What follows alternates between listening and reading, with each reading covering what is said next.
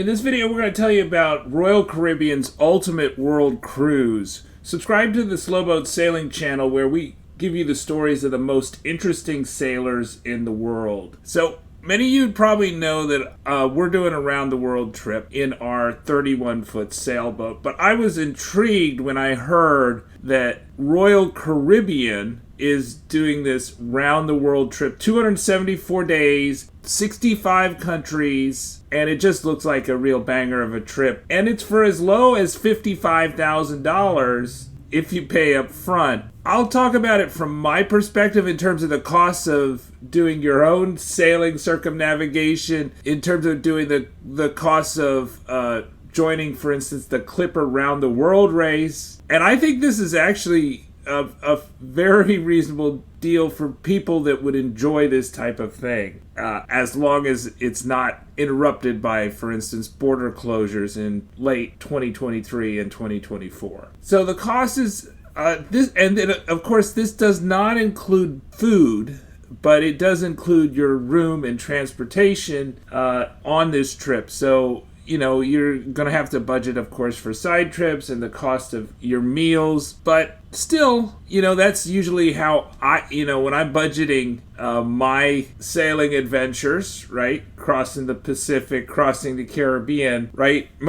I'm not thinking so much about the cost of buying food, which is a substantial cost. I'm thinking about, the cost of the boat, right? So, for instance, we bought a relatively old boat, a 31-foot island packet. I think it was built in 1988, although it's 35 feet overall. And it cost us $41,000, $41,500. We put another $20,000 into it before we started the circumnavigation. We probably put in tens of thousands of dollars in terms of maintenance, storage, upgrades. Since then, plus you have the running costs of diesel, for example, and everything breaks, so that's why you have so much maintenance cost on it. We left New Orleans in 2016. I've only been doing it during the North American summers, and that so far we're in New Caledonia, which is about 700 miles from Australia, and we've been stuck for the last 2 years because of the shutdowns with what's going on in the world, the border closures due to the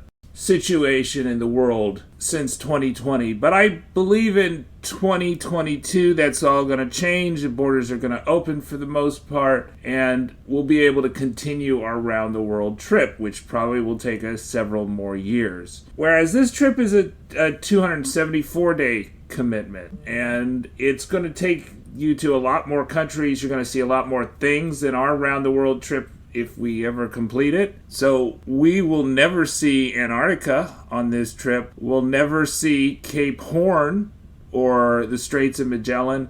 We're not going to see southern South America. We're not going to see most of Europe in the planned trip, right? We're not going to see the Mediterranean on most of the planned trip. So in terms of pure sightseeing, the Royal Caribbean cruise is a lot better than the round the world trip that we're doing, that probably is going to cost more than even the most expensive berths on the Royal Caribbean trip, which are already sold out, I'm told. I mean, the other thing is that it's a lot more physically demanding to do your own sailing circumnavigation.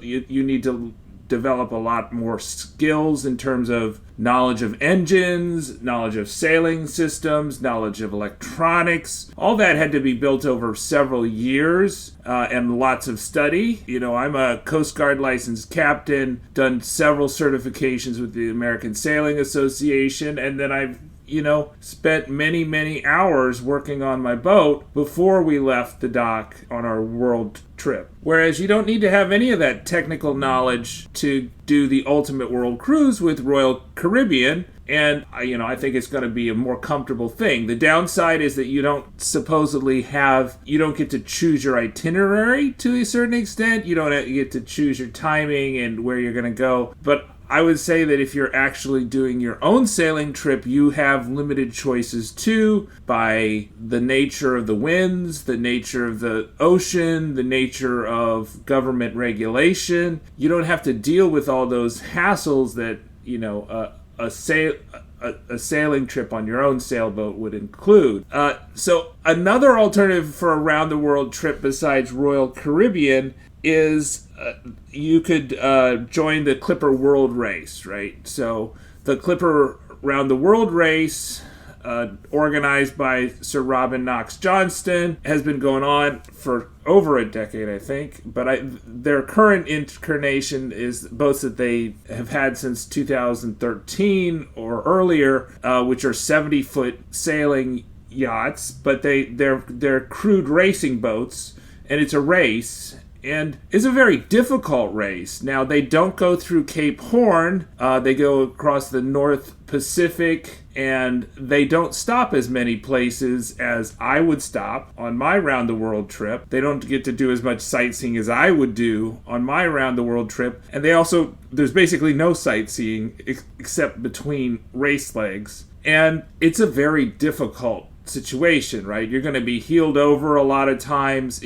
You're probably going to be cold or sunburned, or just in miserable conditions for most of the time. And so while I get to pick my weather, owning my own yacht, or my wife and I own it, that I don't have to sail in bad weather. The Clipper Round the World race does have to sail in worse weather than I do. Right, and so they're gonna sail in most weathers, not the worst, but most.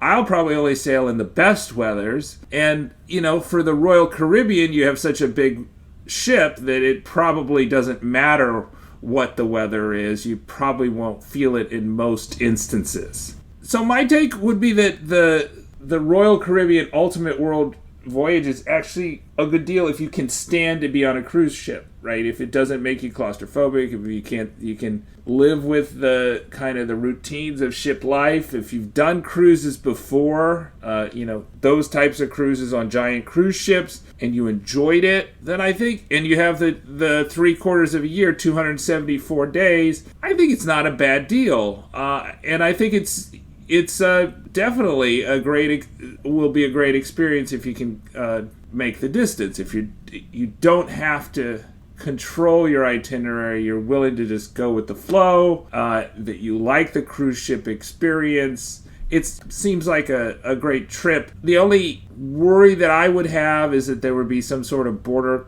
restrictions that would greatly reduce your trip. I think another possibility is, what if Royal Caribbean goes bankrupt and you paid them in full? Do you get your money back? Will they honor your tickets, etc.? That would be the only other thing. I don't know anything about the financial health of Royal Caribbean, so that might make me less likely to pay up front, but they give a 10% pay in full discount, and I think it's an amount of money that people that are in the G20 countries, that there's a lot of retirees that could afford that, especially early in their retirements, soon after they stop working, that they could definitely do that. I don't think a lot of young people are going to have that money.